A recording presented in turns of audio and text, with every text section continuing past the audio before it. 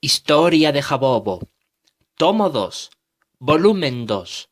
Segundo libro de los reyes de Jabobo. Capítulo 3. Consecuencias de la guerra. Más de 550.000 seres humanos de Jabobo perdieron la vida en esta terrible guerra entre civiles y militares. A los pocos jefes militares josuelanos y alemanes que los soldados jabobeses lograron capturar vivos, los ejecutaron fusilándolos en un consejo de guerra. Entonces el rey Javier VI, una vez acabada la guerra, ordenó el arresto y la extradición del rey Josué V a fin de juzgarlo ante un tribunal militar jabobés y meterlo en prisión. Por cierto, mientras hacían esto las autoridades jabobesas, los buques de guerra de la Armada Naval de Jabobo fueron colocándose estratégicamente a lo largo de las aguas soberanas del Imperio de Jabobo en el Océano Atlántico Sur, entre África y Sudamérica, con el firme propósito de hundir cualquier embarcación, sin importar su condición o tripulación que llevase a bordo de ella, de origen alemán que pasara por allí, sin importar el motivo de su viaje a través de dichas aguas, pues al fin se descubrió la complicidad de Alemania en la guerra contra Jabobo por parte del reino de Josué.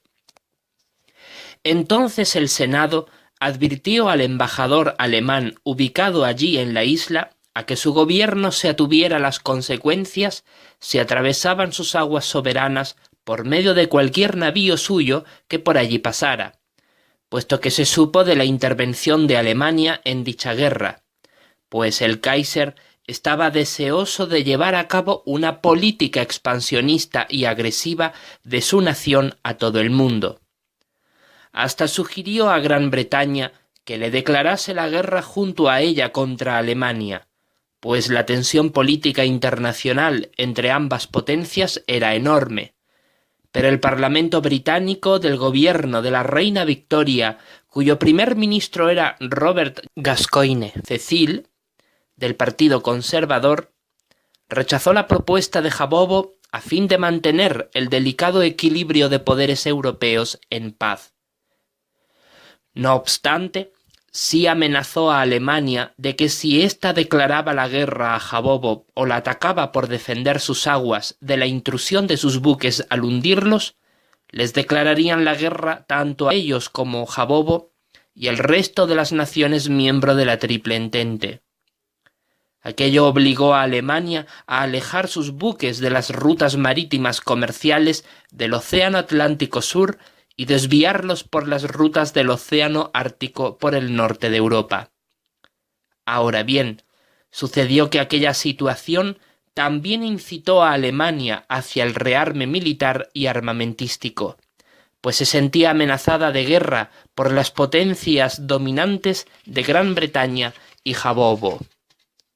Por otro lado, a Josué V, el Tribunal Militar de Jabobo lo declaró culpable de provocar una guerra sin previo aviso contra Jabobo y por causar la muerte indiscriminada de civiles inocentes al arrasar tanto sus vidas como la gran ciudad de Jabobo, sin contar con los numerosos daños materiales que aquel ataque conllevó.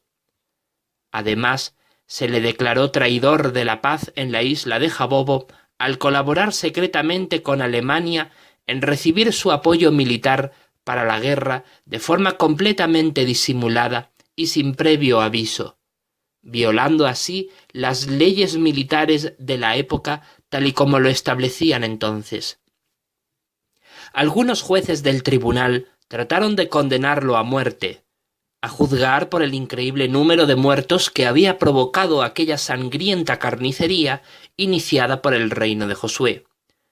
Pero otros abogaron por encerrarlo de por vida en la prisión debido a su edad avanzada y debido a su relación de parentesco con la casa real de los Wilkinson de Jabobo. Este último motivo fue determinante para la decisión final del tribunal, pues deseaban evitar a toda costa que otros miembros de la casa real del reino de Josué se sintieran perseguidos hasta el punto de que iniciasen una lucha feroz contra la casa real jabobesa y los derrotasen. por lo que al fin tomaron la decisión de meterlo en la cárcel hasta el fin de sus días, encerrado en las mazmorras del gran edificio imperial de la isla de Jabobo, uno de los pocos que aún se mantenían en pie tras el fin de la guerra sagitaria.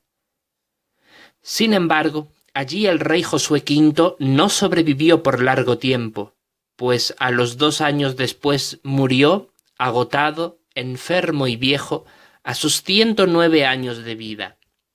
Durante el tiempo de su encierro, su propio hijo Josué VI asumió la regencia del reino con la ayuda de sus consejeros y tras la muerte de su padre fue coronado como rey del reino de Josué. Entretanto, Jabobo obligó al reino de Josué a no poseer nunca más ejércitos militares y a pagar con reparaciones incluidas todos los daños materiales que la guerra sagitaria, iniciada por ellos, provocó con gran devastación en la gran ciudad de Jabobo, deuda que al fin el reino de Josué terminaría de pagar unos 100 años después, al término de la Guerra Fría. Pues bien, 65 años duró el reinado de Josué VI y su padre había gobernado la nación por 89 años. Ahora bien, aunque el reino de Josué pagaba las cuantías económicas impuestas por Jabobo, a sazón de 1 millón de jabobos anuales, a fin de reconstruir la inmensa totalidad de la gran ciudad de Jabobo, devastada por la guerra, no era suficiente para agilizar rápidamente dicha reconstrucción. Pero gracias a los tributos recaudados desde hacía ya varias décadas por Jabobo, desde sus colonias sudamericanas, sometidas al pago de tributos, se logró reconstruir la isla en cuestión de unos 5 años. Se la modernizó a un grado comparable al de la ciudad de Nueva York, con grandes rascacielos y edificios y puentes de hormigón, acero y vidrio. La totalidad de los soldados jabobeses que habían sobrevivido en la isla a la guerra sagitaria fueron movilizados al reino de Josué a fin de que, con dicha presencia militar constante, se obligara a la nación josuelana a cumplir con las estipulaciones exigidas por el gobierno de Jabobo. Debido a la guerra sagitaria, a la colaboración sigilosa de Alemania en ella y debido a su poderío naval adquirido en magnitud, solo superada por Gran Bretaña en el transcurso de tan solo 10 años, provocó tal atmósfera de tensión internacional que el día 24 de agosto de 1898 el zar Nicolás II de Rusia convocó una conferencia de paz en la ciudad de La Haya, en los Países Bajos, Holanda, en la cual fueron los líderes de Estado de la Triple Alianza y de la Triple Entente y también de Jabobo, a fin de salvaguardar supuestamente la paz en Europa y en el resto del mundo. De esta conferencia y de otra más celebrada posteriormente 9 años después, surgió el Tribunal Permanente de Arbitraje, con sede en La Haya, a fin de favorecer la paz Gran Bretaña y Alemania en su lucha por la vía diplomática antes de llegar a la guerra para resolver sus disputas políticas. Sin embargo, todas estas medidas políticas durarían con éxito poco tiempo, pues 9 años después de la muerte del rey Javier VI, en 1914, estallaría la Primera Guerra Mundial allí en Europa. Al estar el reino de Josué ocupado por los ejércitos militares de Jabobo, esta nación quedaba en una posición de enemiga ante ella y por eso el gobierno de Jabobo buscaba la manera de solucionar dicha crisis diplomática tan grave. Pues bien, sucedió que al morir el rey Javier VI, a los 69 años de vida, en el día 9 de noviembre de 1905, tras 57 años de reinado sobre su trono, lo sucedió su propio hijo, el rey Javier VII. Cuando él mismo llegó a ser rey, comprometió a su hermana Helena Wilkinson a fin de que se casara con su tío, el rey Josué VI, cuando cumpliese la mayoría de edad, es decir, los 20 años de edad, a fin de poner fin a las disputas políticas entre Jabobo y el reino de Josué, y conseguir que dicha nación fuese su aliada y no su enemiga. Y así de hecho sucedió. Entonces el rey Javier VII ordenó efectuar un fastuoso y pomposo entierro para su difunto padre y organizó todo lo necesario para que éste fuera enterrado en la ciudad de los muertos con dignidad imperial.